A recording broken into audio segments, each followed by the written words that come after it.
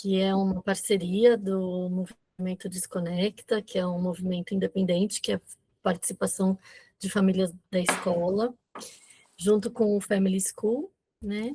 E junto com toda a coordenação da escola.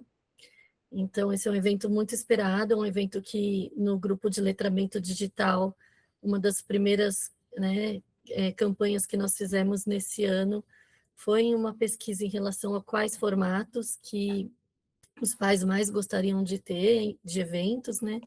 E a votação foi um encontro online, então esse é o nosso primeiro encontro do grupo de trabalho do Movimento Desconecta, em parceria com a escola. Então, nós agradecemos, em primeiro lugar, a presença de todos, agradecemos toda a diretoria, toda a coordenação, a diretoria da escola, pela parceria com o Movimento Desconecta, pelo estímulo, né, ao nosso trabalho, a abertura sempre a todas as nossas propostas. Gostaria de agradecer, então, a Kitty, especialmente, a Andressa, a Mariana, o Vitor, o Edson, que estão aqui presentes.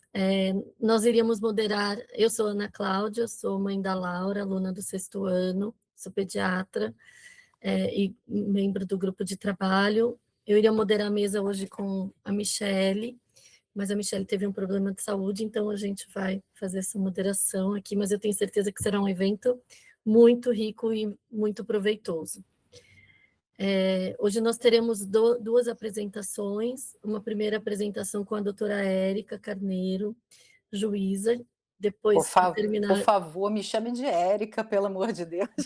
Mas, né, bom, tudo bem, mas é uma apresentação, né, e com a doutora Karina, que também é colega pediatra, e então, eu acho que nós podemos iniciar o nosso evento. Andressa, você quer falar alguma coisa em nome da escola? Alguém quer falar alguma coisa em nome da escola? Quero sim, a gente está muito feliz mesmo, assim, gente, de estar fazendo esse primeiro movimento aqui com o Desconecta, aí com vocês, numa terça-feira, né, recheada, e é super importante mesmo a gente parar um momento para discutir algo que está tão recente para alguns, para outros, né, uma luta de uma caminhada aí já de um tempo, mas que com certeza está trazendo aí um impacto importante para jovens e crianças. Então, como nós da escola estamos sempre muito atentos a pesquisas, aos dados mais recentes, a gente vê, né, a gente costuma dizer que a escola é o palco, né, aqui onde tudo se apresenta, mas quando a gente vai olhar com profundidade, para o que dá origem a esses comportamentos, a esses fenômenos sociais que a gente fala, né? Ele vem aí carregado de outros fatores. E aí, trazer o ECA digital não é só falar sobre lei, não é só sobre um ajuste, né, do Estatuto da Criança e do Adolescente do concreto para o digital, né, para o virtual. Não é só isso.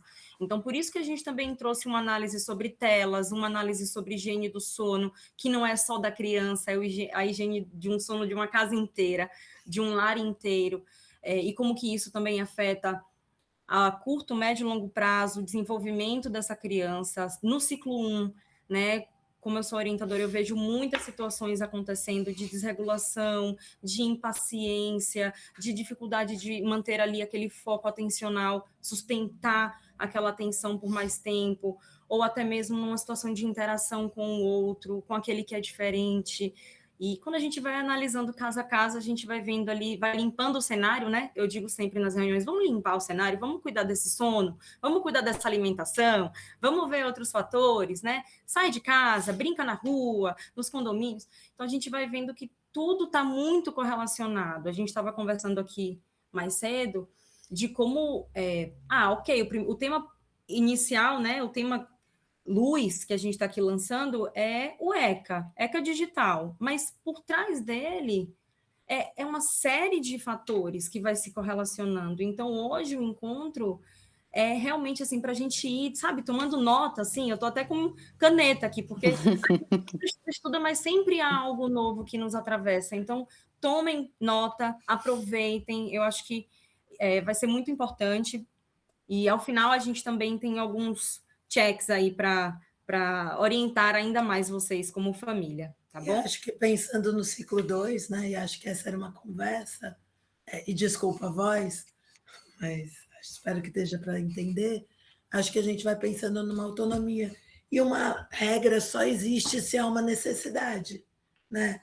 Os meninos, quando chegam no 4º ano, eles também vão acionando, né, a internet, as telas, com maior autonomia, mas com pouca sabedoria, né? E como a gente faz o acompanhamento desse processo? Eles vão adolescendo e a mídia também é um lugar de pertencimento, né? Ser adolescente é preciso pertencer. E como eu pertenço e ao que eu pertenço, né? E essa conversa tem que ser coletiva, porque a gente tem que alinhar o que a gente acredita sobre isso, né? Para a gente poder ajudar as crianças a saber fazer essas escolhas, né? E eu queria pedir, nós ainda temos 27 pessoas, se vocês podem compartilhar o link nos grupos de vocês, no WhatsApp, com todas as pessoas que vocês puderem, para que seja um encontro ainda melhor. Pensando no ciclo 3, nós estamos aqui com os adolescentes, e aí também enfrentamos a questão da higiene do sono, enfrentamos muitas questões, e aqui, a gente queria deixar aqui uma mensagem que a escola ela segue comprometida, né, em orientar os estudantes, uma convivência ética e consciente, também no ambiente digital. E contando sempre com a parceria das famílias nesse processo, com uma parceria de vocês. E a gente vem trabalhando já o ECA Digital, antes mesmo de tudo acontecer, e agora muito mais, né? Porque a cada mês nós vemos aí algumas novidades e estamos trazendo para eles. É um ótimo encontro para nós. Só um ponto, Ana, perdão, não sei se você ia falar isso.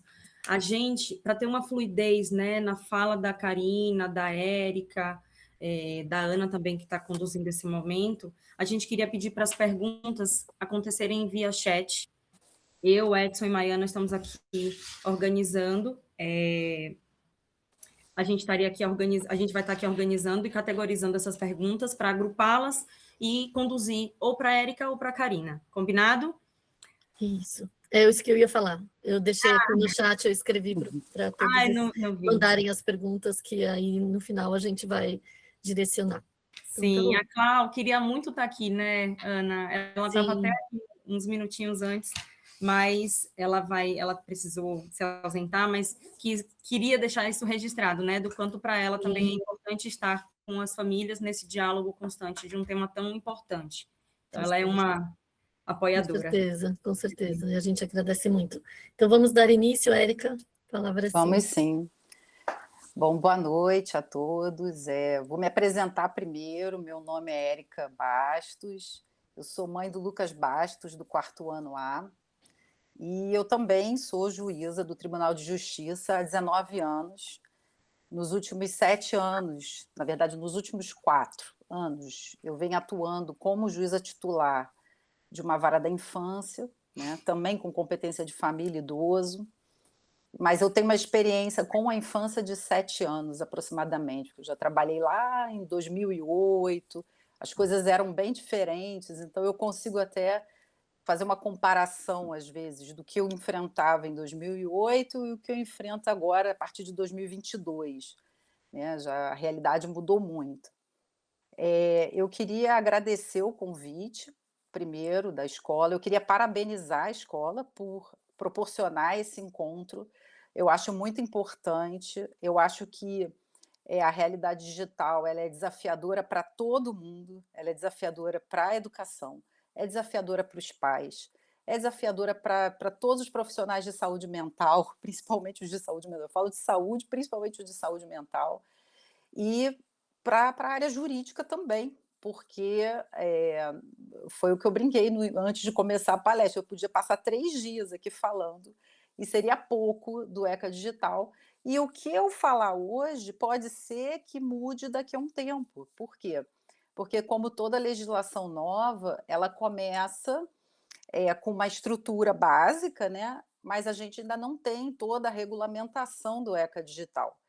porque o ECA depende ainda da ANPD, que é uma agência, né, reguladora do Estado, né, do governo federal, que vai trazer a regulamentação FATCA, e essa agência ainda está sendo instrumentalizada, ela não foi criada para isso, ela foi aproveitada, né, mas ela, pela legislação do ECA, ela vai ser a agência que vai fazer toda a regulamentação, e são artigos muito importantes que, se não forem bem executados, eles vão prejudicar toda a aplicação da lei, como, por exemplo, o mecanismo de aferição de idade. Então, o que eu vou falar hoje é o que nós, juízes, e olha, eu acabei de vir de um encontro do Fonajude, os juízes estão desesperados, eu já vou dizendo, porque o meu encontro é só dos juízes de infância do país inteiro, e está um verdadeiro desespero, principalmente por conta dos alvarás, né? Eu vou tocar nesse assunto, mas vai precisar ter autorização judicial para simplesmente todas as páginas, todos os perfis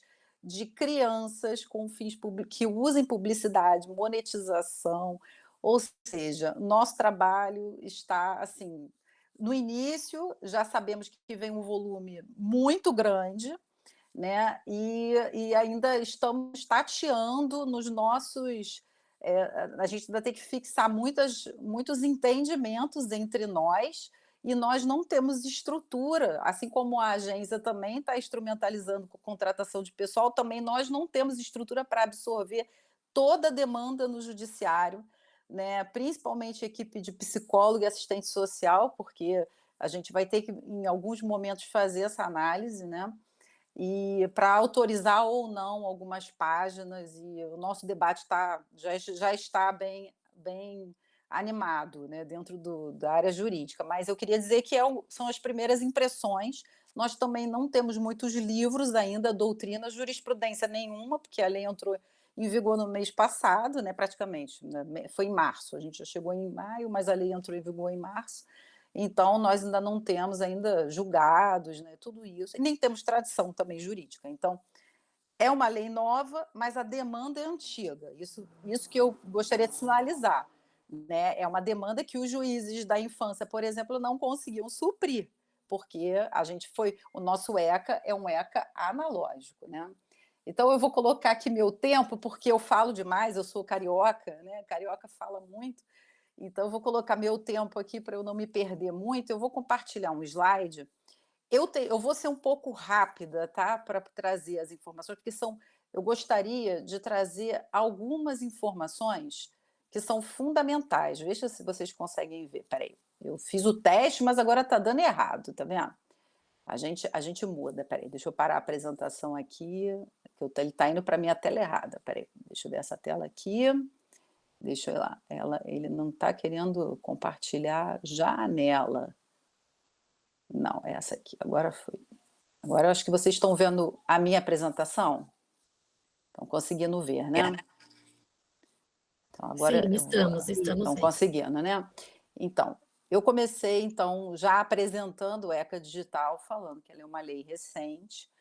É a Lei 15.211, né? É o Estatuto Digital da Criança e do Adolescente. Agora a gente chama o ECA de 1990 de Estatuto Analógico. A gente está batizando ele de Estatuto Analógico, porque realmente ele é analógico, né? Para os nossos padrões. E ele é de setembro, né, de 2025, ele foi regulamentado pelo Decreto 12.880 de 2026. Esse decreto é muito importante, então não basta a gente analisar o ECA, a gente tem que analisar também o decreto. Por quê? Porque o ECA ele estabelece políticas públicas, então toda legislação que estabelece políticas públicas, essa legislação necessita de regulamentação.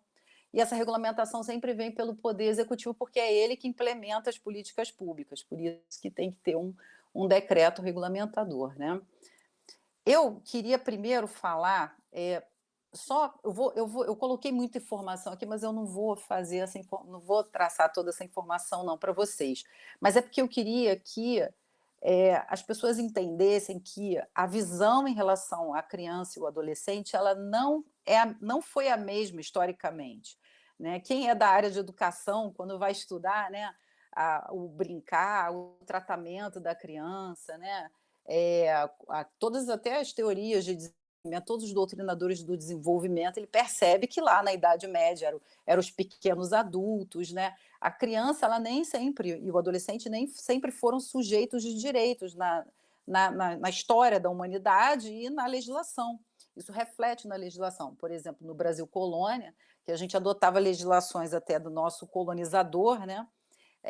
Por exemplo, você espancar uma criança até, às vezes, levar à morte, era uma excludente de ilicitude, havia excludente de ilicitude se fosse para fins corretivos, né? Então, a gente não imagina, a gente já é uma geração já que vivencia o ECA, né? O ECA de 1990. Nossa geração já está acostumada a legislações que são tutelares, né? Ou seja, legislações protetivas, que reconhecem, né, a existência de uma vulnerabilidade, né? Existem várias legislações tutelares, o ECA é uma delas, porque a gente reconhece a vulnerabilidade da criança e do adolescente em relação aos adultos.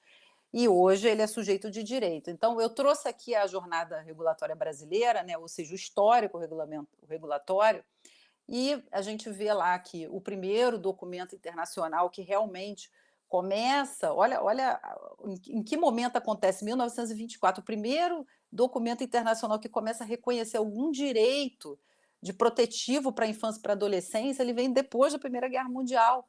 Você sai lá daquela guerra civil russa, as crianças, na época o país estava tentando deixar de ser rural para virar um país urbano, então eles são levados às fábricas e as crianças trabalhavam em regimes de trabalho exaustivos, extenuantes, de 14 horas diárias, sem folga, sem escola, né, ganhando 1/3 do que o adulto ganhava, e aí a gente começa a ter algumas legislações para coibir a exploração da mão de obra infantil. No Brasil, então, logo depois, né, a gente tem o Código de Menores Melo Matos, que é o Código Melo Matos, que todo juiz da infância conhece essa história do Melo Matos. Por quê? Porque não foi o primeiro Código de Menores, mas foi o mais importante, né, que foi esse decreto de 1927, né? Por quê? Porque foi a primeira vez que a legislação brasileira realmente ela começou a se preocupar com a proteção de crianças e adolescentes. Só que ela tinha uma preocupação muito mais com os adolescentes e crianças em situação irregular. Então, a gente nesse código, só tinha uma visão para os abandonados e para os delinquentes, né? E isso era uma visão muito parcial, que não se aplica mais hoje em dia. A gente tem outra doutrina, né? Mas já foi um primeiro passo, porque começou a se exigir do Estado alguma doutrina assistencialista, né? Lembrando que aí vem primeiro a maioridade penal aos 18 anos, antes a gente tinha critérios biopsicológicos, ou seja, época de império, época de república, a gente podia encarcerar uma criança junto com adultos, crianças de 7 ou 9 anos podiam ser encarceradas junto com os adultos, né?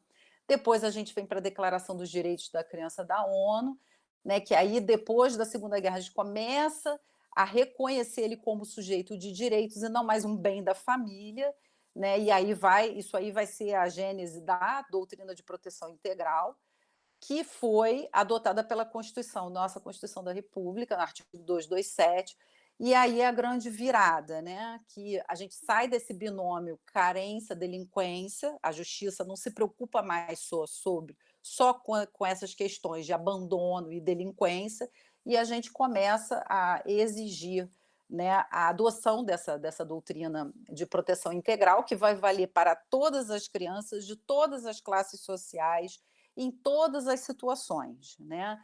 E o ECA, ele é a instrumentalização exatamente dessa previsão. Veja, a Constituição de 88, a gente tem o ECA em 1990, que é a Lei 8.069, e ele também já incorpora os compromissos que estão expostos na Convenção das Nações Unidas sobre os Direitos da Criança de 1889, que é muito importante porque o Brasil é signatário dessa convenção, né? E aí o ECA ele cria esse microsistema exatamente para implementar essa doutrina de proteção integral. Nós temos corresponsáveis, nós temos família, sociedade, Estado, nós todos temos que trabalhar juntos, nós temos que ter a visão para todas as crianças e adolescentes, independente da classe social, da origem, né? Todos nós temos que atuar é uma corresponsabilidade, né? E o ECA Digital vem também para trazer os fornecedores, as plataformas digitais, para colocar eles dentro dessa corresponsabilidade. Isso é uma virada muito importante que a gente, por conta de como nós vivemos hoje, a gente precisa ter isso normatizado, a gente não tinha isso normatizado, né? Aí eu trouxe aqui só para vocês terem noção, o artigo 98, o que vai para o juiz da infância, né? O que vai para a família, o que vai para a infância? Isso é uma dúvida que as pessoas têm. O juiz da infância, olhando o Código Melo Matos, vocês já percebem que o juiz da infância ele trabalha de uma forma um pouco diferente do juiz, por exemplo, da vara civil, né? Nós temos uma atuação extrajudicial muito maior. Por quê? Porque nós trabalhamos também com um cunho assistencialista, né? E nós também, só que a nossa atuação é limitada a situações de risco. Então, eu posso ter uma guarda na vara de família e uma guarda na vara da infância. Qual é a diferença? A minha guarda na vara de família geralmente vai ser entre genitores, né, ou pessoas da família. Agora, quando eu passo a ter uma guarda sendo exigida por uma família substituta, por pessoas que não têm parentesco, aí já vai para a vara da infância, porque se entende que aquela criança ela não está com a família de origem, ela já está em situação de risco, né?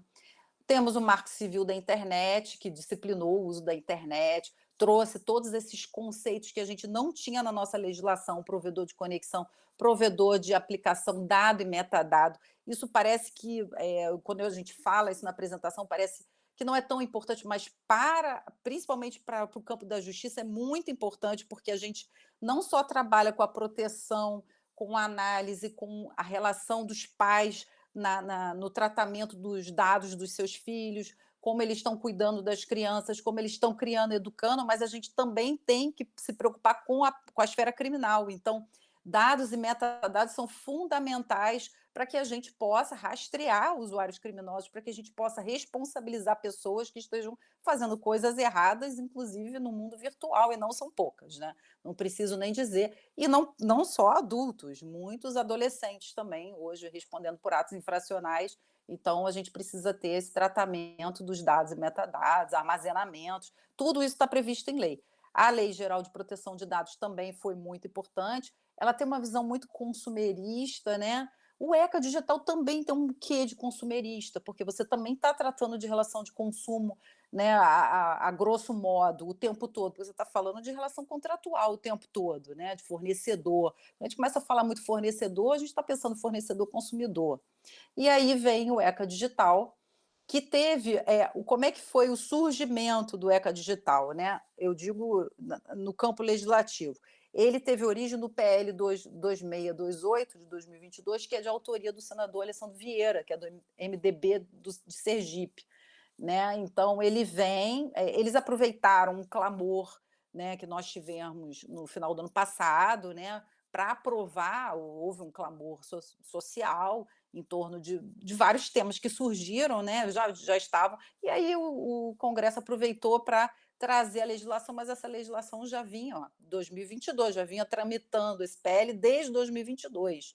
Né? E ele é muito mais amplo do que o clamor que originou, né, digamos, as condições legislativas de aprovação. Né? Ele entrou em vigor agora, 17/3/2026, a vacatio legis, ou seja, o tempo entre a edição e a produção de efeitos seria de 1 ano, mas foi abreviado para 6 meses por conta de uma MP editada pelo governo, e aí o decreto 12.880, que entrou em vigor no dia seguinte, né, e regulamenta esse ECA digital. Eu vou falar um pouco do contexto, tá, social e normativo. Eu vou trazer a pesquisa TIC Kids online, porque eu acho que é a pesquisa mais completa que nós temos no país. Ela norteia várias políticas públicas. Eu já assisti uma palestra da coordenadora da pesquisa e me pareceu assim muito interessante. Por quê? Porque essa pesquisa ela não serve só para o poder público, para nortear a política pública. Ela também, eu acredito que ela também seja muito usada também pelas plataformas. Por quê? Porque eles têm que analisar também o mercado de consumo, né? Eles têm que ver como está o comportamento do consumidor. E é uma pesquisa bem extensa, porque ela está desde 2022, desde 2012, então ela já tem mais de 10 anos, e agora eles já estão começando a entrevistar, né, fazer as entrevistas pós-ECA Digital. Então, a gente também já vai ter os dados, né, já depois da aplicação da lei, para ver como é que essa aplicação está acontecendo, né? Eu trouxe alguns dados de 2025, né? Então, vou trazer aqui rapidamente, olha, esses dados, depois eu vou disponibilizar para a escola, ela me pediu, eu vou trazer todos os artigos que eu citar e todos os materiais, eu vou mandar para a escola para disponibilizar. Esse guia que é o guia oficial, né? Esse guia também traz essas pesquisas, então as famílias, ele traz uma análise bem literal do ECA digital, então isso vai ajudar as famílias que tiverem interesse em continuar se aprofundando nessa matéria, né? Então, 92% da população de 9 a 17 anos é usuária de internet, são 24 milhões de usuários. Até 2019, a idade do primeiro acesso para a maioria dos entrevistados era de 10 a 12 anos. Aí veio a pandemia, e aí 30% dos entrevistados passou a ter o primeiro acesso até os 6 anos de idade. 25% não sabe nem dizer quando foi o primeiro acesso. 80% dos entrevistados, e eles fazem entrevistas com os jovens em casa, né? Tiveram o primeiro aparelho celular próprio antes dos 13 anos, que seria a idade recomendada, né? Dos entrevistados de 11 a 17 anos, 84% relataram ter visto divulgação publicitária nas plataformas, 21% reportaram ter feito alguma compra para avançar de fase, ganhar itens novos em jogos online, 65% dos entrevistados utilizaram a IA generativa, né? Eu não sei se eu também tenho que aprender muitos desses conceitos para o trabalho. São conceitos que a gente não tem no nosso dia a dia, mas eu, por questões de trabalho, quem está lidando com essa matéria acaba aprendendo. A IA generativa é aquela de criação de conteúdo, né? Ou seja, diferente de uma IA que só faria uma pesquisa, uma separação de informações, a IA generativa ela cria textos, cria imagens, né? Então já é uma IA mais avançada do que a primeira, né? Digamos assim, disponibilizada. E depois eu vou falar do chatbot. 30% dos responsáveis, somente 30% dos responsáveis ouvidos fazem uso de alguma ferramenta de supervisão parental. E aí, com o nível de escolaridade mais baixo, isso piora. Isso é uma situação também sensível aí para o ECA digital, né? Aí, a maioria dos responsáveis entrevistados dizem que a maior fonte sobre o uso seguro da internet é a própria criança ou adolescente, né? Olha o problema. Depois é que chegam os familiares ou amigos, né? Quase ninguém usa autoridades governamentais ou o próprio fornecedor como fonte de segurança do uso das redes, né? As plataformas mais usadas são o WhatsApp, nessa ordem: o WhatsApp, o YouTube, o Instagram e o TikTok, né? A gente já tem esse dado de que a proibição do uso de celulares nas escolas provocou uma queda no acesso, né, do acesso à internet nas escolas e no acesso à internet de modo geral por crianças e adolescentes, né? E aí, trazendo já os dados da pesquisa que a Andressa gentilmente me cedeu, né? Eu já posso dizer que 25% dentro da nossa comunidade escolar, 25,6% das famílias responderam que acreditam que o uso do celular à noite tem impacto no sono do seu filho, da sua filha. 12,8% informaram que o aparelho celular fica a noite toda no quarto da criança ou do adolescente, né? Então, nesse contexto que eu trouxe, em linhas gerais, se entendeu que aquela doutrina da proteção integral que eu falei lá do ECA analógico, né, ela passou a ser insuficiente. Por quê? Porque a legislação ela foi concebida para um método, para um mundo analógico. E aí a gente só está trabalhando os riscos dos espaços físicos com os mecanismos tradicionais de vigilância, educação e repressão. A gente não tinha outras ferramentas, né? Outra consideração que é importante: os seres humanos são os insumos da plataforma, ou seja, esse modelo de negócio ele é baseado em profunda análise comportamental e não tem regulamentação específica. Então, a gente não tem como coibir hoje, sem o ECA digital, o mau uso da tecnologia. Toda aquela legislação que eu falei ela é insuficiente para tratar disso. No ambiente digital, o risco não é acidental. Ele geralmente é produzido pela engenharia dos produtos. Uma outra situação muito importante que eu gostaria de deixar bem claro é que nós somos a primeira geração de pais criando filhos nativos digitais. Nós somos a primeira geração, nós não temos tradição cultural social nesse tema, né? Tudo que nós estamos fazendo também é reflexo de inovação, né? E assim como os pais são a primeira geração, são os primeiros médicos tratando das questões de saúde mental, são os primeiros educadores enfrentando todos os desafios decorrentes do uso da rede, são os primeiros juízes, promotores, defensores, advogados, tratando de todos os crimes cibernéticos, tratando do mau uso da rede, tratando das deficiências da legislação, tratando de exercício de poder familiar. Então, nós somos realmente embrionários, né? Nós estamos começando aqui a trabalhar tudo isso, né? E essa missão tem que ser compartilhada, e aí que o ECA Digital, como eu já mencionei, ele trouxe o fornecedor, falou, olha, o Estado tem o dever, os pais têm o dever, a sociedade também, e por que não o fornecedor de tecnologia de informação que ganha dinheiro e desenvolve um modelo de negócio em que ele ganha muito dinheiro e ele coloca também a gente nessa situação, então vamos trazê-los também para a responsabilidade, né? Eu vou começar a falar do ECA, eu já vi que eu já estou com o meu tempo estourado, não sei, eu vou correr muito aqui para falar rapidamente de algumas coisas. Me digam aí do meu tempo, tá, gente? Pelo amor de Deus. Mais 5 minutinhos, Érica. Então, vou ter que correr muito.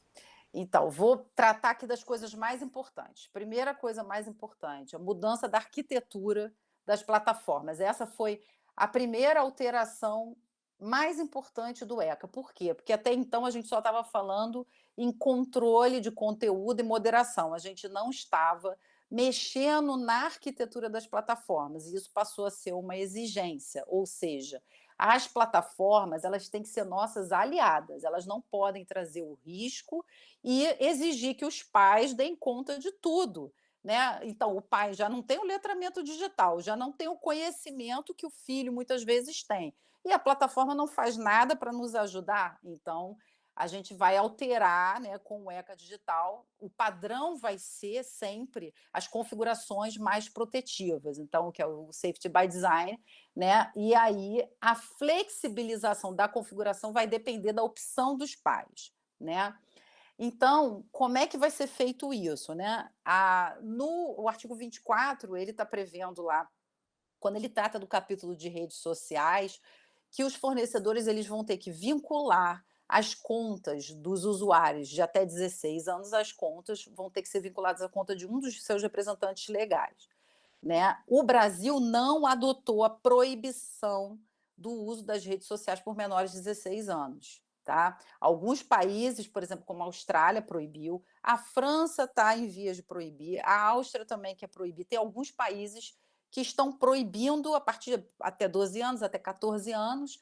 O Brasil não, o Brasil ele deixou a liberdade, né? Deixou aquela liberdade com responsabilidade e permitiu, né? Mas a gente vai ter que ter essa vinculação, né? Ele já traz alguns mecanismos, por exemplo, se não houver a vinculação, mas há uma suspeita de que o operador da conta é efetivamente uma criança, uma adolescente, ele vai ser suspenso e aquela pessoa vai ser notificada para comprovar a sua idade por meio adequado, né? O artigo 4º, inciso 5º, né, ele é muito importante porque ele fala do respeito à autonomia e ao desenvolvimento progressivo do indivíduo. É a famosa liberdade com responsabilidade, ou seja, os pais de crianças de 9 anos vão ter um comportamento em relação à rede e os cuidados com aquela criança de 9 anos vão ser diferentes de um adolescente de 17 anos. Então, o controle vai depender do desenvolvimento progressivo do indivíduo. Os pais vão ter que estar muito antenados a isso, né? Porque as normas, muitas vezes, elas vão ser exatamente iguais para uma faixa etária muito extensa de adolescência. A gente não pode comparar, né, uma criança com um adolescente, mas a norma vai ser exatamente... Então, isso vai ficar muito na mão do pai, né?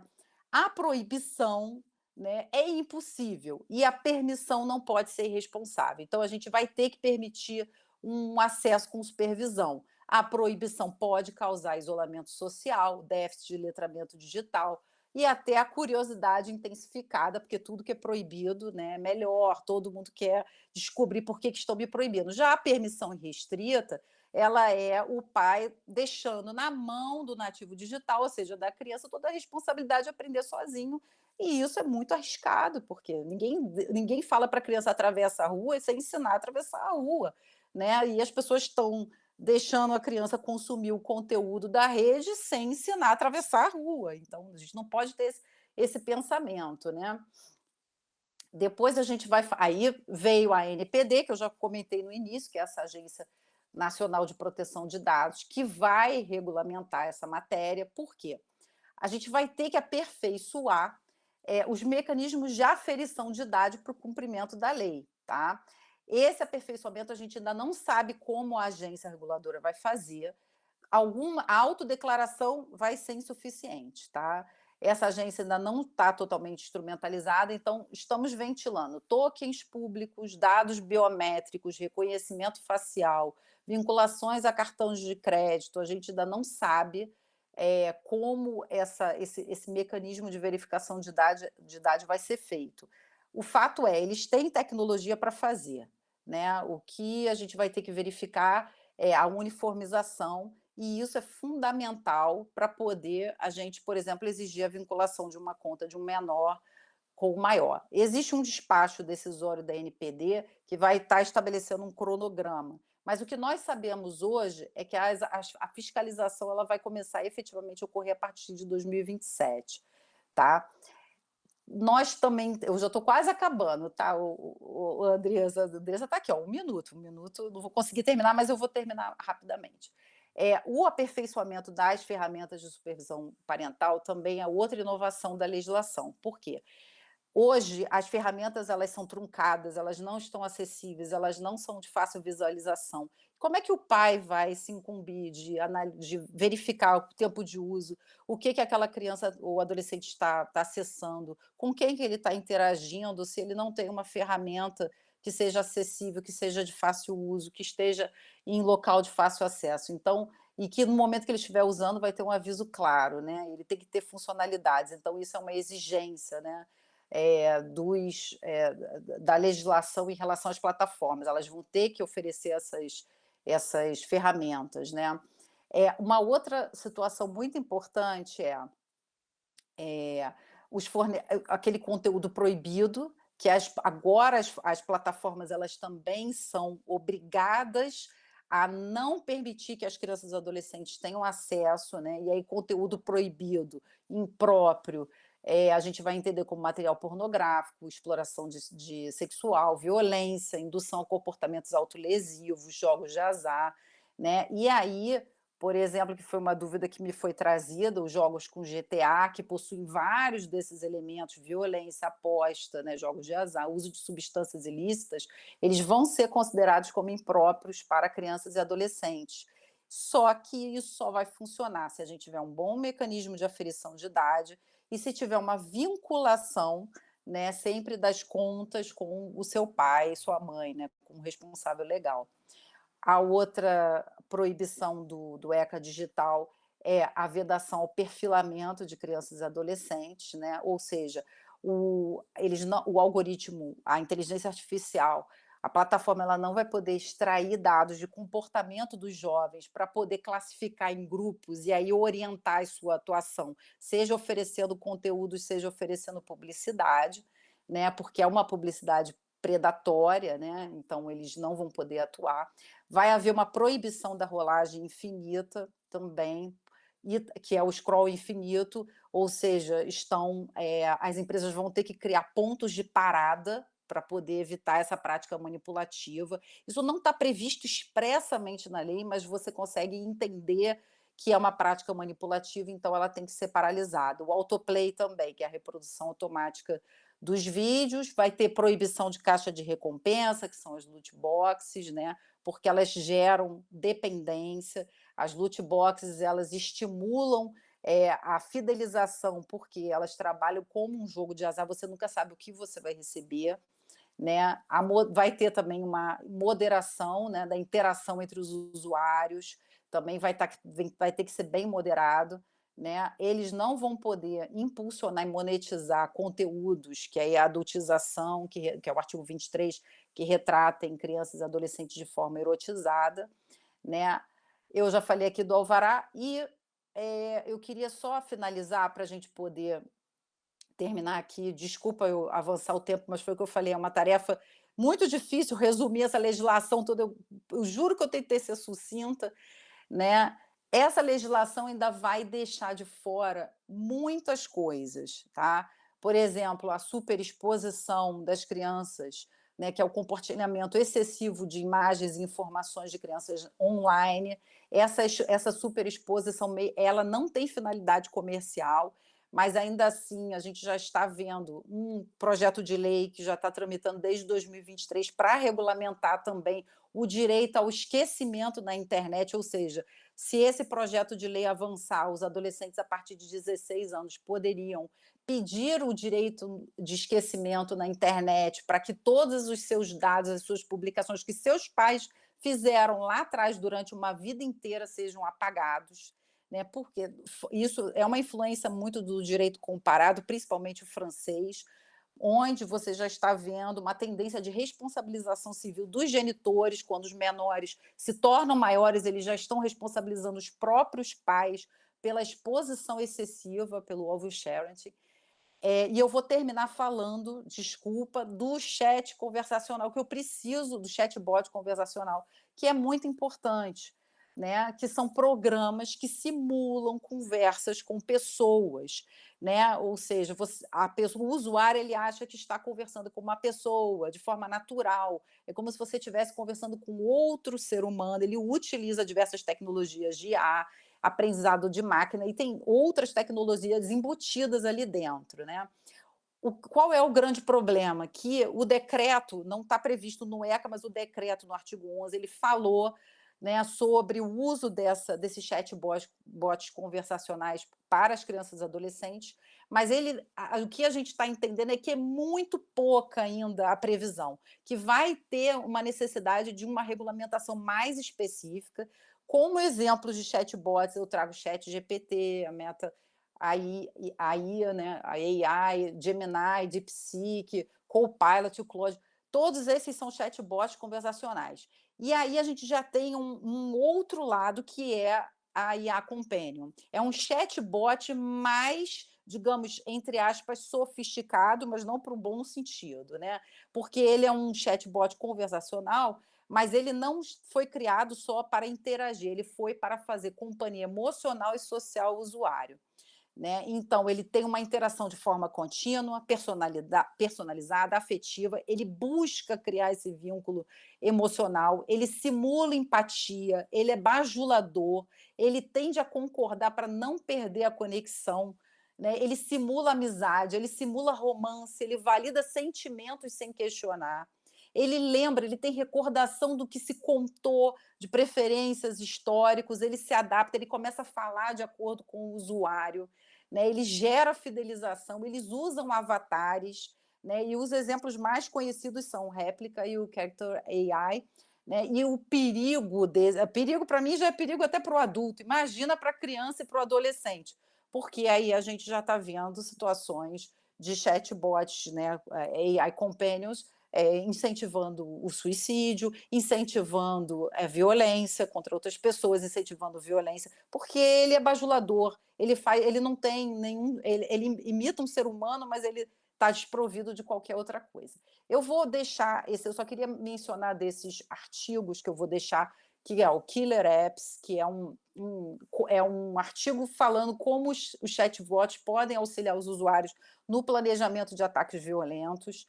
Vou deixar esse artigo também, do Children, Teens, Media and Body Image, que é do Common Sense Media, que é como a inteligência artificial interfere na imagem corporal, criações de comunidades pró-ana, pró-anorexia e pró-mia, que são pró-bulimia, assim que elas são conhecidas, né? E também esse artigo que eu achei muito interessante, até um artigo novo da Common Sense Media, que fala, né, do Boys in the Digital Wild, porque tem muito artigo falando do comportamento das meninas e poucos falando do comportamento dos meninos. Então, ele vai tratar desse comportamento dos meninos nas redes, através da entrevista de menores.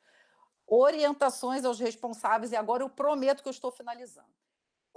Conheçam a legislação, configurem os controles parentais, conversem com seus filhos, conversem com outros pais, estabeleçam limites explicando as razões, Conheçam os aplicativos que seus filhos usam, os jogos que jogam, os vídeos que assistem. Acesso do conteúdo digital via computador e Smart TV facilita o controle. Dê o exemplo e cobre das plataformas, reclame como consumidor e denuncie. Tá? Muito obrigada, desculpa ter passado o tempo, espero ter de forma bem sucinta trazido pelo menos as principais inovações do ECA Digital. Muito bom, Érica, muito obrigada, viu? A gente vai dar continuidade, então, com a palestra da Karina, que é pediatra. Se alguém tiver alguma pergunta em relação ao ECA Digital, pode mandar no chat, por favor, que a gente quer perguntas, a gente quer tirar dúvidas. E, Karina, fique à vontade, pode se apresentar. Vamos lá. Vou compartilhar aqui. Peraí, já vou. Acho que agora foi. Peraí que eu estava voltando aqui, já teve um spoiler. Pronto. Bom, primeiro, boa noite. Obrigada pelo convite. Eu sou Karina, sou mãe do Benjamin, de 9 anos, e da Beatriz, de 7, da escola. E eu sou médica pediatra, tenho 16 anos de formado, tenho 10 anos de consultório. E realmente esse assunto vem surgindo hoje, é muito importante. Acho que a gente está numa leva mesmo, mudança de águas aí, né? Comentei com as meninas que hoje eu recebo no consultório a queixa de excesso de telas. Então, eu não recebo mais o sintoma final, né? Que antes era o sono, a distração, o transtorno alimentar. Eu não tenho limite com meu filho com tela. Como é que a gente vai fazer para resolver isso? Então, realmente, é algo que merece muito a nossa atenção. E acho excelente que a gente está junto nesse desafio, porque não é fácil, tá?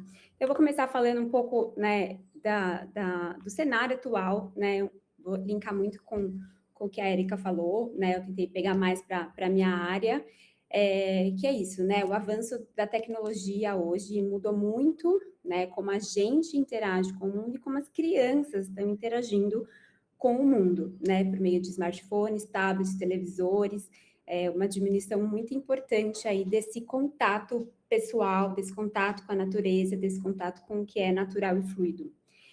Intensificado muito pós-pandemia, a gente viveu a pandemia com crianças pequenas, né, a gente, às vezes, com filhos na fase de alfabetização, e realmente a exposição precoce a telas tornou-se uma realidade. A gente já sabe, isso já está posto, a Érica colocou alguns dados, eu vou colocar mais alguns aqui, desses estudos que têm sido feitos, que estão muito excelentes. Então, esses estudos apontam, né, que as crianças menores de 5 anos têm ficado, em média, 2 a 3 horas em frente a telas, hoje em dia.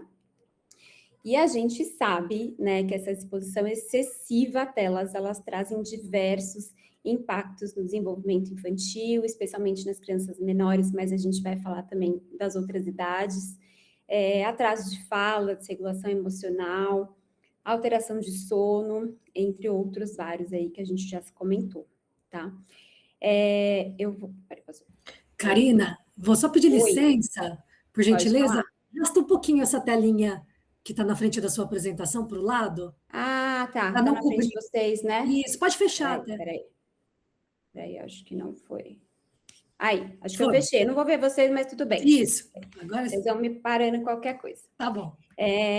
Bom, esse material é um material da Sociedade Brasileira de Pediatria, um material de agosto de 24, mas que tem já uma atualização recente, e ele coloca, né, posto aqui, um pouco resumidamente, esse material é até em parceria com a SaferNet, que é uma ONG, que trata bastante dessa parte de risco online para as crianças. E eles colocam essa tabela, dividindo o risco para as crianças, né, online, em 4 grandes grupos, né? Então, é o risco de conteúdo, contato, conduta e contrato, né? Não vou passar um a um, mas é mais para a gente entender, basicamente, como que as crianças são expostas nas redes sociais, né? Na internet como um todo. Então, ele também vai subdividir em conteúdo agressivo, sexual, de valores e transversais, tá? Vou passar rapidamente aqui, vou voltar para vocês verem. Então, no conteúdo, ele vai falar bastante sobre a criança que se envolve ou é exposto a conteúdo potencialmente danoso, né? Então, agressivo, violento, pornografia ou a cultura de sexualização, igual ficou muito erotização, né? Que ficou muito famoso aí com o vídeo do Felca no passado, que foi um grande trigger, né? Para a gente falar sobre isso. O conteúdo de informação incorreta, desinformação, tá? Então, isso é uma coisa bem interessante. O contato, então, como que as crianças vão ter contato com discurso de ódio, stalking, vigilância excessiva ou indesejada, né? Da parte sexual, assédio sexual, exposição, compartilhamento de imagens, da parte de valores, manipulação ideológica, radicalização, recruto de pensamentos extremistas, tá? Parte de conduta, então, ele vai falar um pouquinho sobre como a criança pode testemunhar ou participar, ainda que passivamente, de algumas situações de inadequadas para a idade, né? Então, conteúdo agressivo como bullying ou cyberbullying. Então, às vezes, mesmo a criança não estando participando ativamente, ela está ali passivamente ouvindo esses discursos de ódio, né? De novo, trocas não consensuais, mensagens, trocas de fotos, né? Às vezes, vídeos que podem vazar na internet. Isso inclui, né? Lembrar muito do WhatsApp também, né? Que é algo que tem acontecido e pode acontecer. Comunidades de usuários, né, então, que incentivam automutilação, antivacinação, né, pressão antipares, vou voltar de novo para o último, e o contrato, né, quando a criança, ela é também explorada por algum potencial danoso, né, de novo, roubo de identidade, fotos, roubo de dados, chantagem, né, a foto para exploração sexual ou para tráfego, jogos de azar, outras microsegmentações, né? Então, isso é algo que a gente tem muito risco. Então, isso, né, resume um pouco o risco que a criança pode estar exposta na internet, tá? Transversais, eles são os que acabam não se enquadrando em nenhum desses quatro. Então, violação de privacidade, risco à saúde mental e física, discriminação, desigualdades, inclusão e exclusão e vulnerabilidades, tá? Eu trouxe aqui também um dado que é muito parecido com o que a Erika mostrou. Na verdade, eu trouxe 2 estudos. Eu trouxe o TIC Kids, que é muito legal, tem esses dados já de 2025, alguns dados de 2026, e trouxe esse Disrupting Harm, que ele é mais focado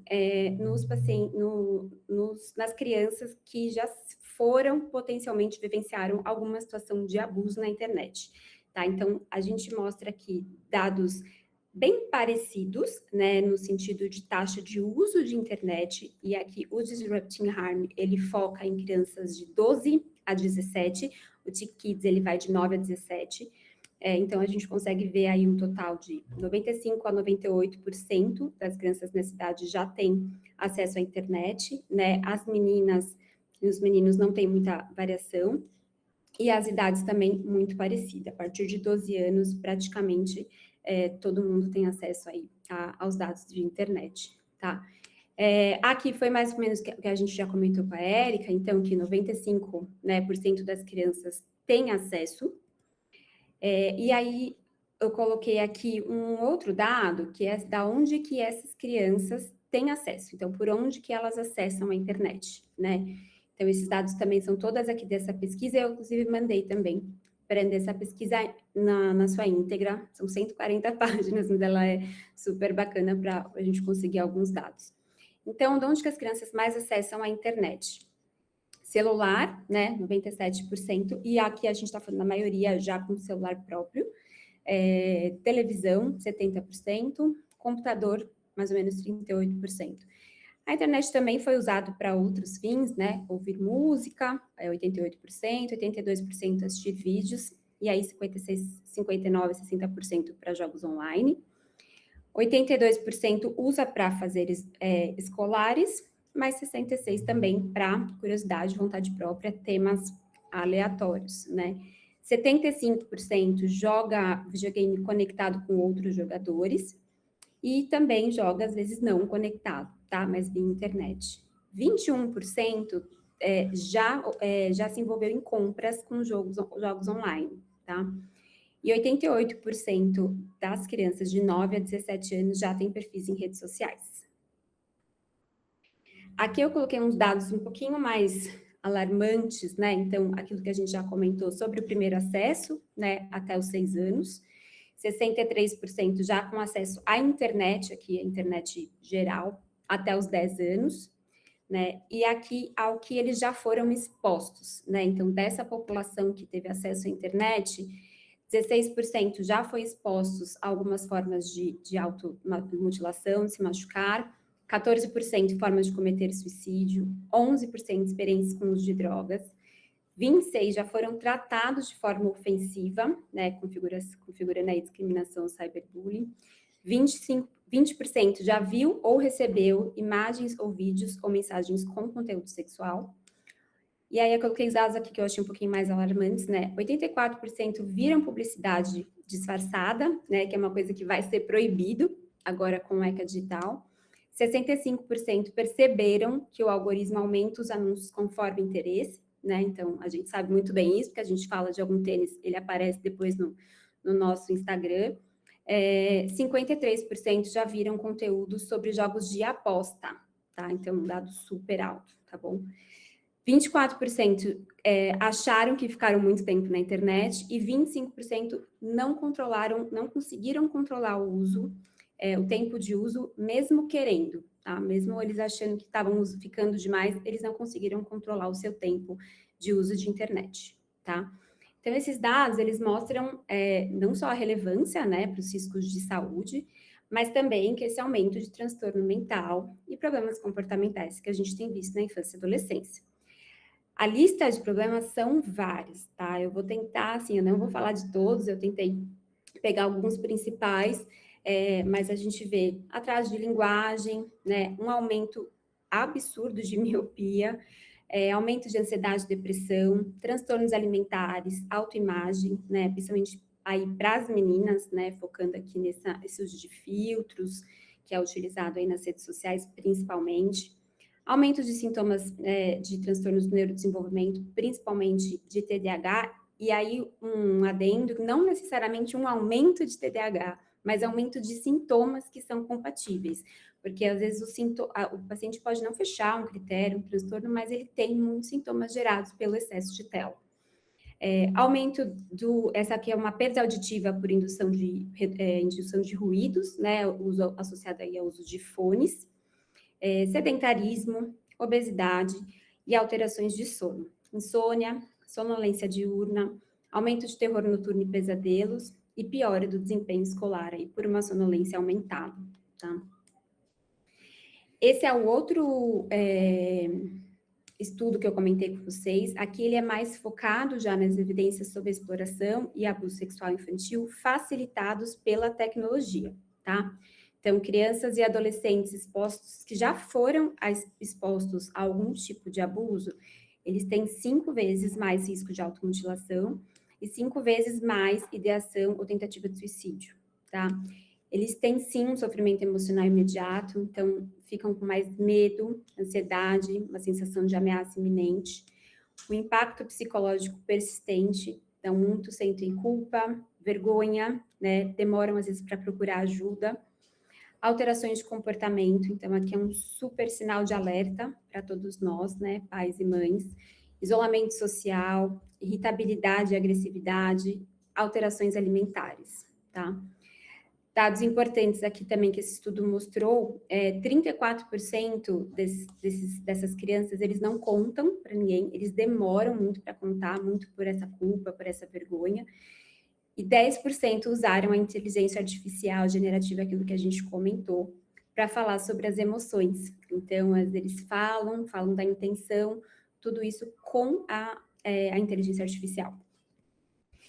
Aqui eu vou falar rapidamente, não vou demorar tanto, mas assim, quis voltar um pouco na base do problema de tudo isso, né? Então, como que o cérebro da criança se desenvolve, como o nosso cérebro se desenvolve, né? Vou falar um pouquinho mais para frente. Aqui a gente está falando um pouco mais do cérebro do bebê e da criança pequena, né? De até os seus 5, 6 anos, que vai precisar muito mais aí dos estímulos, né? Para esse desenvolvimento. Então, o toque, o aconchego, a interação pessoal com o pai e a mãe, os sons, as vozes conhecidas, os cheiros conhecidos, essa percepção do mundo externo, tá? Isso tudo vai fazendo conexões simpáticas, vai produzindo neurotransmissor e vai modulando a arquitetura cerebral, né? Até 18 meses, em geral, o bebê ele não vai ter muita noção do externo, assim, do importante. Ele vai sempre procurar um adulto de referência. Então, eles mostram que, óbvio, que a gente não estimula a tela de jeito nenhum nessa fase, mas a tela vai ter menos impacto, tá? Nessa idade, a gente colocar ali por volta de 18 meses. Embora a gente realmente não estimule 0 telas até os 2 anos. E aí a gente fala um pouco também do importante do olhar afetivo, né? Da presença do pai e mãe. Então, aqui a gente já está falando mais ou menos uma idade de 6 a 10 anos, né? Que a gente já está aqui no primeiro ano escolar. E aí a gente pode até falar que existem conteúdos que podem ser interessantes, mas é um conteúdo educativo, mas o que os estudos mostram é que não tem estímulo melhor do que o vínculo, né? A criança, ela precisa do outro, ela precisa, para ela fazer a própria autoestima, ela precisa desse olhar afetivo, desse estímulo à segurança do outro, né? O conversar, que é a conexão. Então, a linguagem, a comunicação, ela que vai fazer esse desenvolvimento, a base para o desenvolvimento das habilidades cognitivas, sociais, emocionais e acadêmicas, tá? Então, não é possível a gente substituir o ser humano pelas telas, tá bom? E aqui, particularmente na adolescência, né, que acho que é uma idade que a gente tem realmente maior problema, né, com as telas, talvez por a gente achar que na adolescência, a partir de 10, 12, a criança já pode ter um pouco mais de dependência, e ela pode sim, mas o que acontece no cérebro, né, a partir de 10 anos, principalmente, né, que é a fase do início da puberdade, é esse descompasso entre o sistema límbico, né, que é o nosso sistema de emoções, né, de prazer, de busca de recompensa, que fica muito ativo na adolescência, e o nosso córtex pré-frontal, né? Então, ninguém precisa fazer aula de medicina aqui, mas o nosso córtex pré-frontal, ele vai fazer o quê? Ele vai frear as nossas ações, né? Ele vai frear os nossos impulsos. Ele vai ser responsável pela nossa tomada de decisão, pelo nosso julgamento, pela nossa memória, resolução de conflitos e problemas, mas ele demora até os 25, 30 anos para ele estar realmente maduro. Então, uma criança de 15, 14 anos, ela vai estar sempre nesse fluxo aqui. Eu quero, mas eu não posso, como minha mãe vai achar, né? E lógico que aí vão entrar o comportamento social, os amigos, eles vão sempre ouvir mais, os amigos vão ser a grande referência, né? E aí também entra o quê? As telas, né? Então, o marketing sabe disso, né? Então, ele vai fazer o quê? Ele vai estimular esses jogos digitais por recompensa, por aumento de dopamina, por estímulos que geram likes, pontos, reconhecimento social, né? Que vai liberar a dopamina, que é o nosso hormônio do prazer, porque a gente fica muito feliz.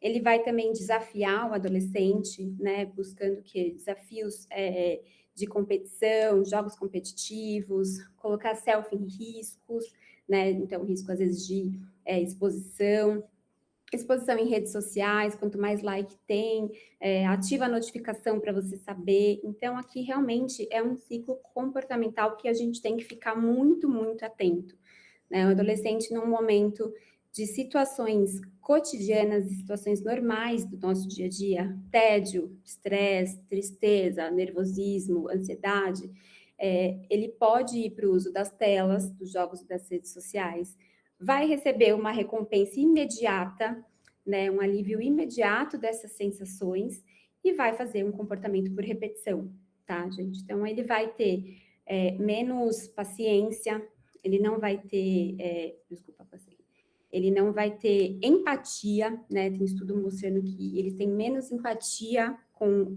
pessoas de outras idades, porque realmente ele está numa situação de vulnerabilidade ali emocional, né? E aí a gente entra nesse ciclo, a gente entra num ambiente digital, de recompensas imediatas, pode estar numa situação de falta de supervisão, privação de sono e uma baita vulnerabilidade emocional, tá? E aí, né, o que a gente vai ter de consequência? O ambiente digital, ele vai estar diretamente ligado ao aumento de risco de autolesão, suicídio, sofrimento emocional, né, significativo, alterações comportamentais relevantes. Então, não é à toa que crianças e adolescentes expostos devem ser um grupo de risco muito maior para transtornos de saúde mental. E aí, que eu vou mais ou menos resumir aqui, né, que o ECA digital, ele vem aí nessa importância histórica que a gente está tendo, mas ele não vai ser suficiente, né, a gente realmente vai ter que fazer um pacto coletivo aqui, né, de começando nos nossos micro sociedades e ampliando aí como sociedade mesmo, né, nas nossas esferas, para ter algumas discussões, né? Adiar o primeiro celular, limitar o uso de telas em casa, o tipo de conteúdo, supervisionar o tipo de conteúdo que as crianças e adolescentes vão ter contato, evitar, né, esses games multiplayer, que aí o ECA já veio realmente nos ajudar com a legislação, adiar redes sociais, né, ao máximo, porque é isso, o ECA, ele sugere, né, uma idade, mas o controle, as ferramentas para esse controle ainda estão, né, em desenvolvimento.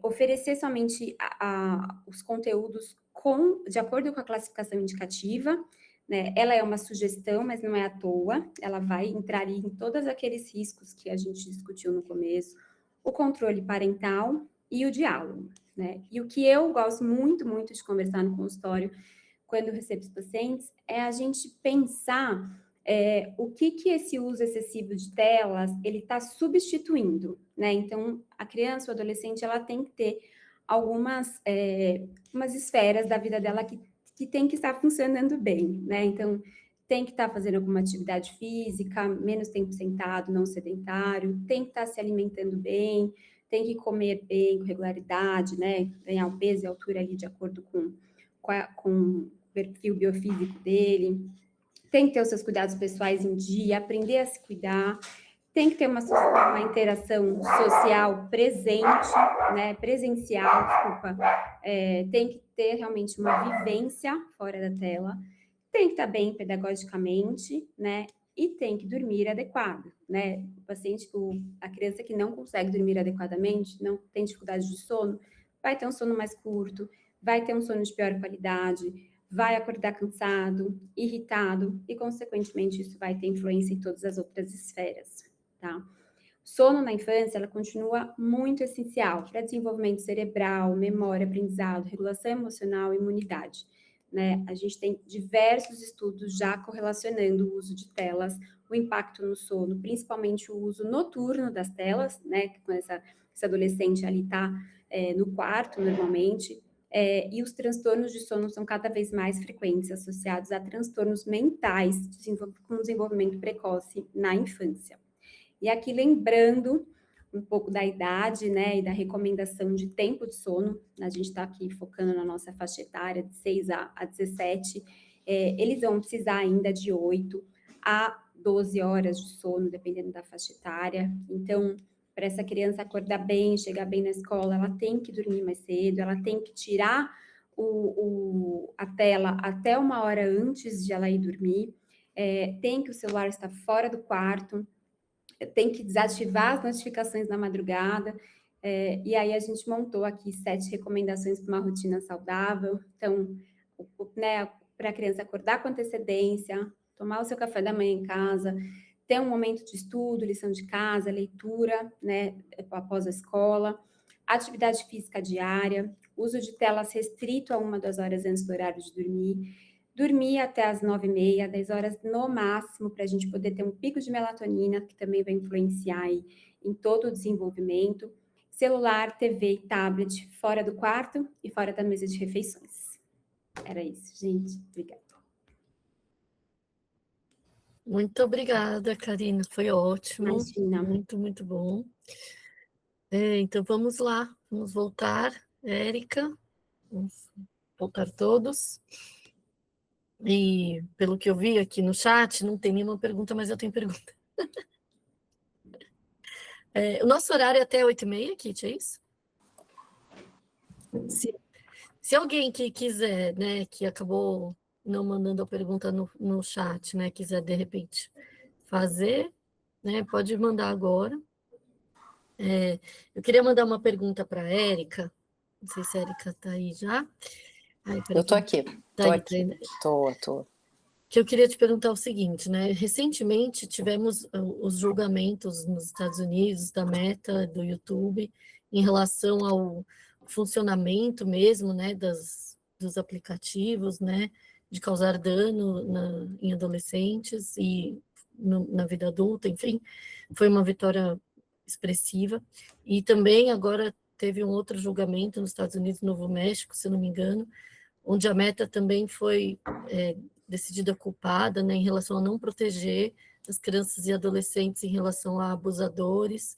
E eu queria saber se a gente tem aqui no Brasil algum movimento de famílias em relação a processos, ou, enfim, se existe alguma coisa em relação a isso de promotores, em culpabilizar realmente as plataformas digitais em relação aos seus funcionamentos, enfim, se existe isso aqui no Brasil, de alguma maneira. Eu ainda não tenho notícia de ações civis públicas, porque nesse caso, né, teria que ser uma ação coletiva, né? Uhum. Eu também não tenho notícia de ação. Acho que a gente não tem ainda documentado muito isso, porque o ECA digital é novo, então foi o que eu falei, a gente estava num momento muito nebuloso, né, de obrigações.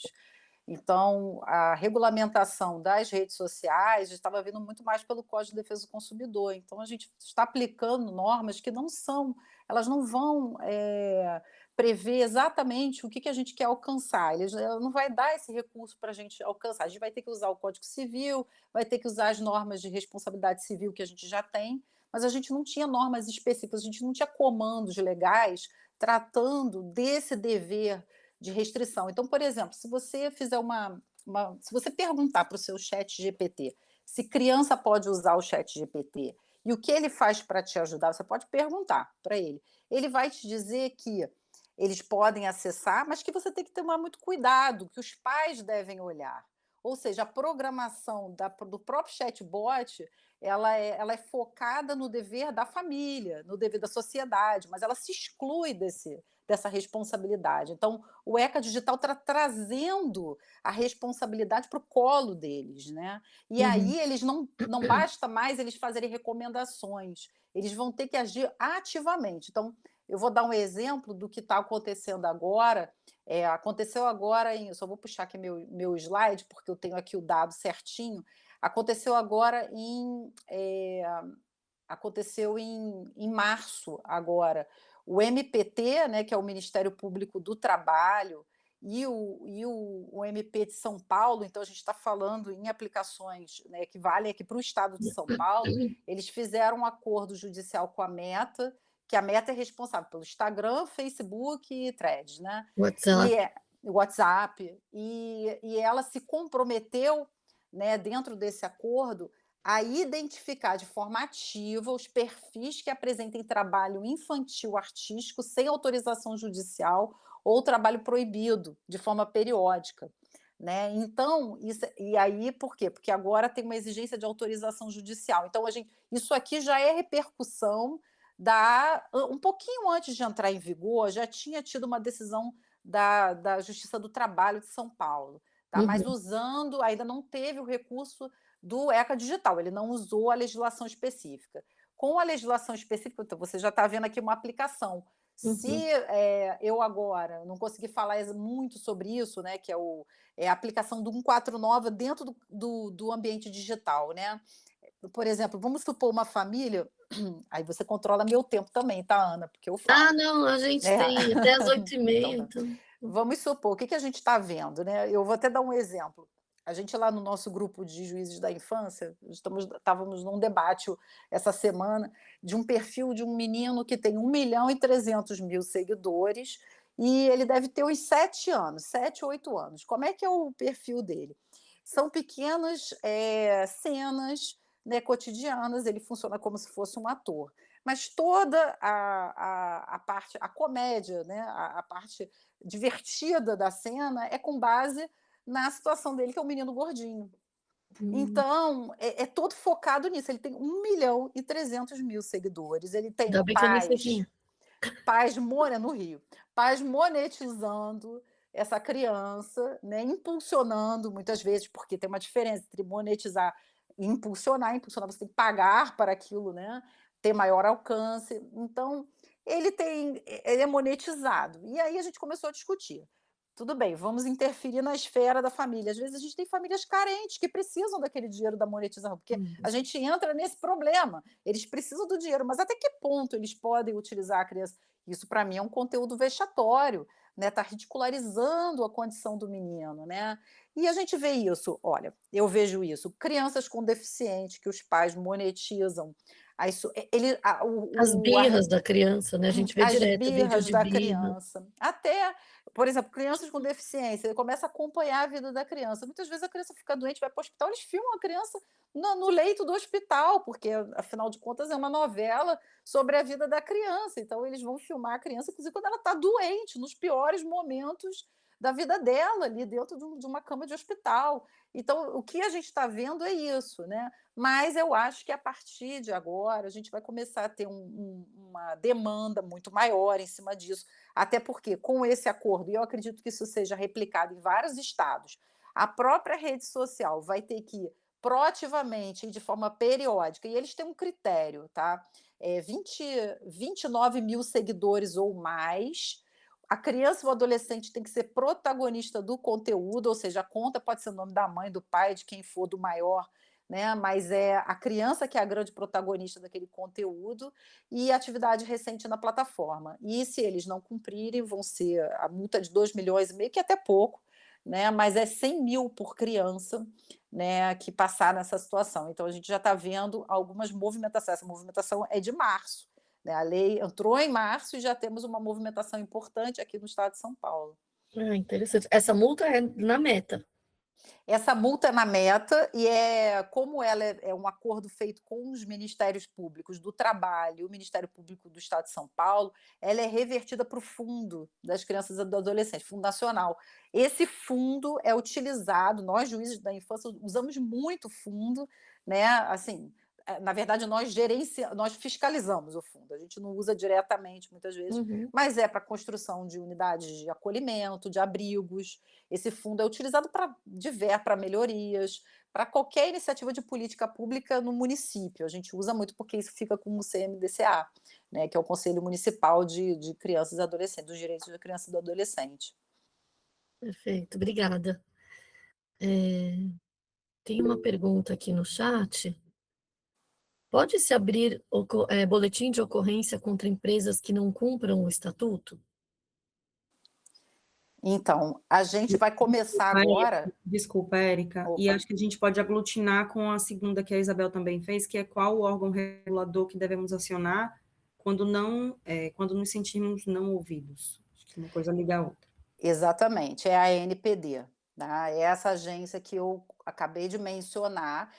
Você pode responsabilizar as empresas diretamente numa ação individual, então, se você se sentir por alguma razão desrespeitado, aí você vai usar até as próprias normas do direito do consumo, porque você tem uma relação contratual muitas vezes com aquela... Você é um usuário do serviço, né? Então, é o que a gente chama de fato do produto. Isso aí é aquela doutrina lá do Código de Defesa do Consumidor, mas aqui é muito evidente, né, que são os riscos do produto e do serviço, né, provocando danos, lesionando. Então, você pode usar essa legislação que já existe.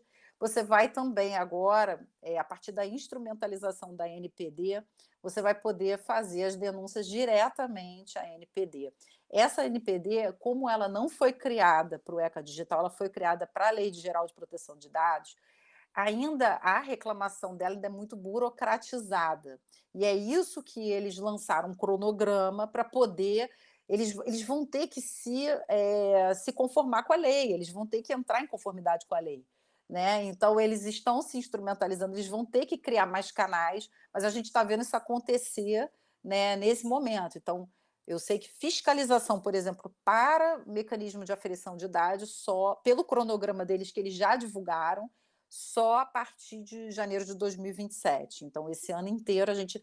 Por quê? Porque eles têm que dar prazo para as plataformas se adequarem, eles têm que estabelecer mecanismos que vão valer para todo mundo. Aí depois eles têm um prazo de escuta também, porque eles vão ter também que escutar a sociedade civil, vão ter que fazer consulta pública, porque existem sempre dois interesses envolvidos, né? A gente vai ter, inclusive o próprio ECA Digital trata disso no finalzinho, quando a gente lê, ele também se preocupa com tratamento de dados, por exemplo. Se eu quero um mecanismo de aferição de idade, ele vai ter que tratar o dado do menor, né? Então, isso também, a plataforma também vai ser responsabilizada por vazamento, por usar esse dado de forma indevida para o seu modelo de negócio, porque ele também pode usar isso de outra forma, né?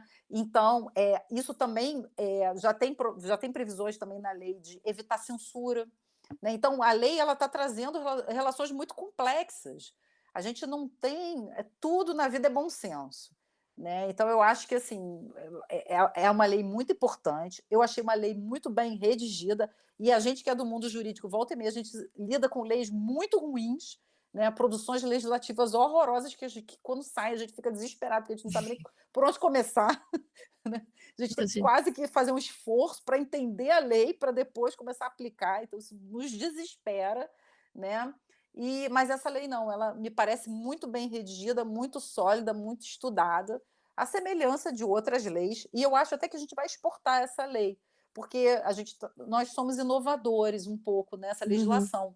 Nós não temos, pelo menos na América Latina, a gente não tem, né, legislações, e eu acho que isso vai acontecer. Com o Código de Defesa do Consumidor, por exemplo, aconteceu muito. Nós exportamos muito o Código de Defesa do Consumidor, né? O direito comparado funciona assim. Ou a gente está copiando, ou alguém está copiando da gente, porque eles veem as situações bem-sucedidas, as regulamentações, e um país começa a copiar do outro o que dá certo lá e fazendo, claro, as suas mudanças, né? De acordo com a situação de cada país. Certo. Muito bom. Temos outra pergunta aqui, acho que é para a equipe da coordenação da escola. Boa noite. Gostaria de saber se a escola tem conversado em assembleia com os alunos sobre o uso consciente das telas, assim como foi feito o projeto Comer Bem. Oi, Rodrigo. Gente, obrigada primeiro a Érica e a Karina. A gente discute muito sobre como a escola pode conduzir de diferentes maneiras, porque a gente entende que não é agindo numa única frente. Então, a assembleia seria reduzir demais esse espaço para diálogo, né? Deixar responsável apenas por um momento na rotina, a gente sabe que não seria tão efetivo. Então, a gente não abre só nesse momento, a gente fala sobre o momento do brincar com mais qualidade, as interações terem outro direcionamento, né? Mais assistido, mais acompanhado, supervisionado. Mas falando sobre o momento de diálogo sobre tecnologias, a gente também tem a orientação sobre pesquisa, a gente tem os mais velhos trabalhando sobre a anatomia do post, que é um documentário super importante para todo mundo também assistir, e muito recente.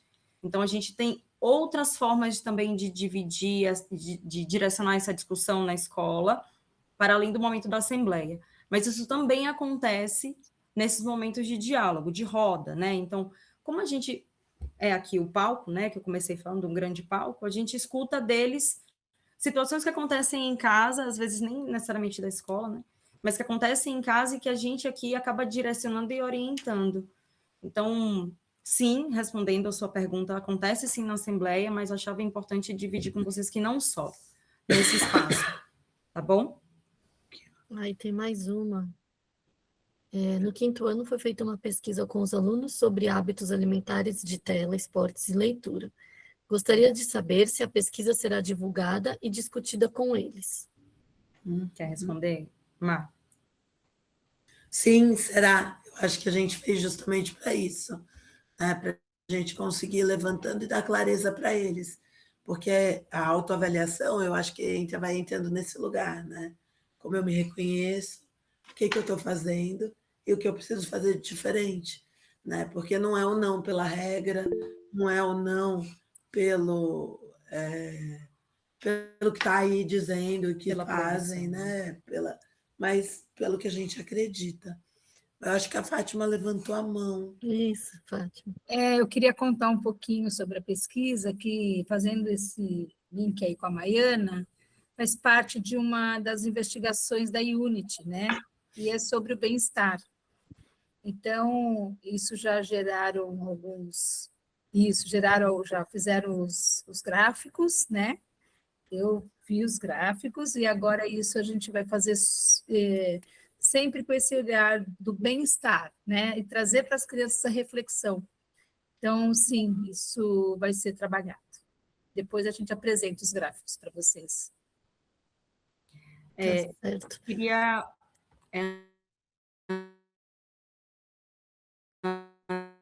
desculpa, queria aproveitar trazerem 7 orientações, 7 recomendações, na verdade.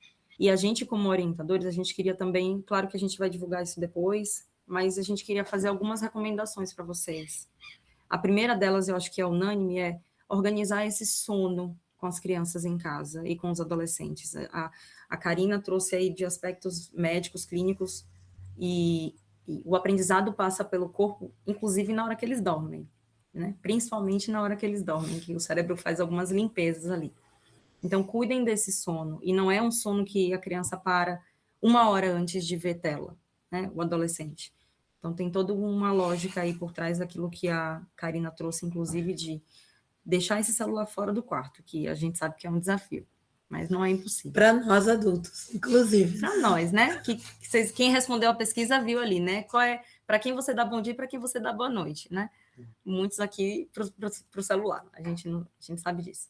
A gente tem uma manhã com calma, né? Então, uma manhã sem telas, a gente gostaria de recomendar isso para vocês, por favor, que a gente tem cada vez mais visto, né, as crianças que falam até para mim, assim, hoje de manhã, eu cheguei atrasada, porque hoje de manhã eu vi um pouquinho de desenho e estava com... Eles denunciam, né, gente, assim, não esperem nada diferente disso, mas a gente queria pedir, por favor, que seja um café da manhã ou um café breve, a gente sabe, né, o lanche acaba sendo cedo, que seja com calma, sem telas e com presença de vocês, é muito mais importante. Os limites claros, que vocês tenham o limite e o combinado, né, que ali cada ajuste da família vai acontecendo de uma maneira, ele precisa ser discutido sim com a criança, mas firme, né? Na medida em que ele tem ali um princípio que não pode ser quebrado, e a gente que é adulto, a gente sabe o que é inegociável, né? Saúde é uma coisa inegociável, a gente não entra para uma discussão, mas a gente precisa estabelecer. Então, por favor, façam essa construção em casa. Já te passo a palavra, Érica. A qualidade do uso dessas telas é muito mais importante, né, do que o tempo que ela passa nessa tela, né? Vocês vão ali estabelecer dentro da rotina de vocês, 2 horas, acaba, né, tendo que estender um pouquinho mais, mas o que vai ser acessado, fundamentalmente, é muito mais valioso e significativo do que necessariamente esse tempo. Com pausas, né, com outras atividades incluídas ali naquele tempo, que aí a gente entra num ponto de equilíbrio, né, de verdade. E acho que para os menores tem, inclusive, qual tela, né? Porque usar o celular é muito diferente de usar a televisão, né? E isso, a Karina trouxe a questão da miopia, né?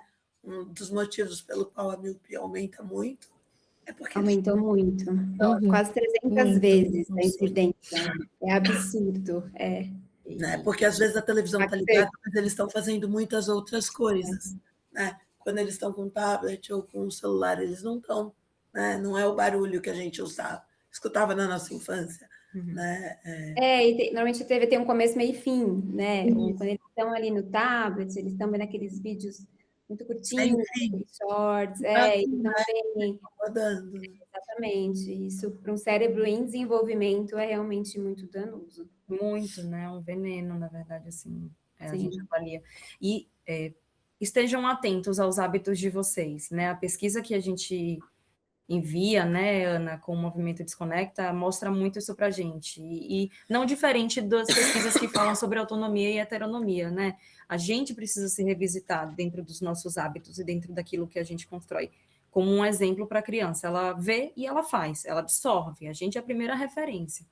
Então, se a gente dorme com o celular, né, do nosso lado ali, porque é o nosso despertador, né, ou porque a gente tem um super e-mail para checar antes do final do dia, por que o jovem vai fazer diferente? Por que a gente espera que a criança faça diferente? Então, a gente entende que cada rotina vai ser ali de um jeito, mas se a gente não entrar num pacto aqui, né, depois de vocês ouvirem duas profissionais sérias, né, falando sobre esses impactos, por que a gente vai continuar agindo do mesmo jeito? Tá bom? Ana? Érica, só deixa a Érica falar, aí eu vou falar um pouco rapidinho e passo para vocês finalizarem. Eu só queria complementar, porque a gente estava falando da responsabilidade dos fornecedores, né, das plataformas. E faltou eu frisar, no meio da minha exposição, sobre a responsabilidade dos pais. Por quê? Porque isso é exercício do poder familiar, né? Só que o que acontecia? Quando eu não tinha uma legislação muito que desse muitas ferramentas para os pais, a gente também não conseguia responsabilizar os pais de uma forma muito, digamos assim, eficaz. Né? Por quê? Porque o pai é desconhecedor do recurso, ele também não tem um controle parental muito claro para ele usar, então isso tudo relativizava também a responsabilização dos pais. Mas agora a lei está trazendo a responsabilidade de controle parental para os pais, com ferramentas claras, acessíveis. Então, isso vai ter uma leitura para os juízes da infância, principalmente, né, que são também da família, porque quando a gente estiver lidando com situações de guarda, né, com conflitos dentro da família, isso também vai importar, né?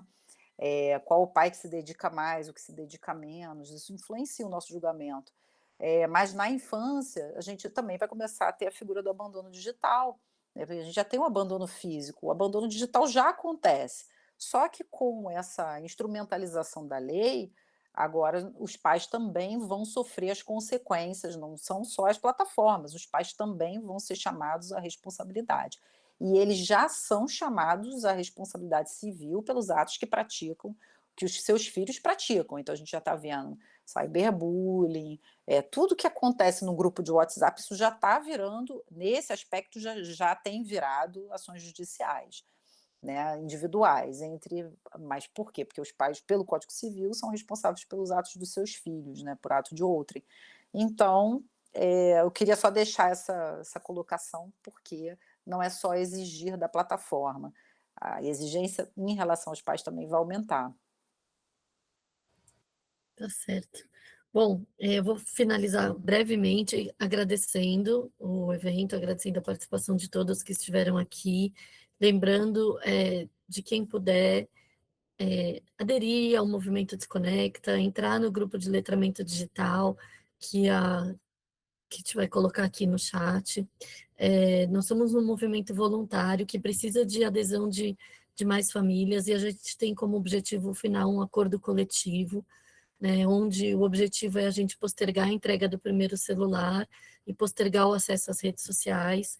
E, para isso, a gente precisa de mais famílias pensando da mesma maneira e agindo da mesma forma, porque é muito difícil você estar sozinho nessa batalha. Então, quanto mais famílias estiverem envolvidas, mais a gente vai conseguir, né, o sucesso nesse projeto aí, que é um projeto de uma comunidade.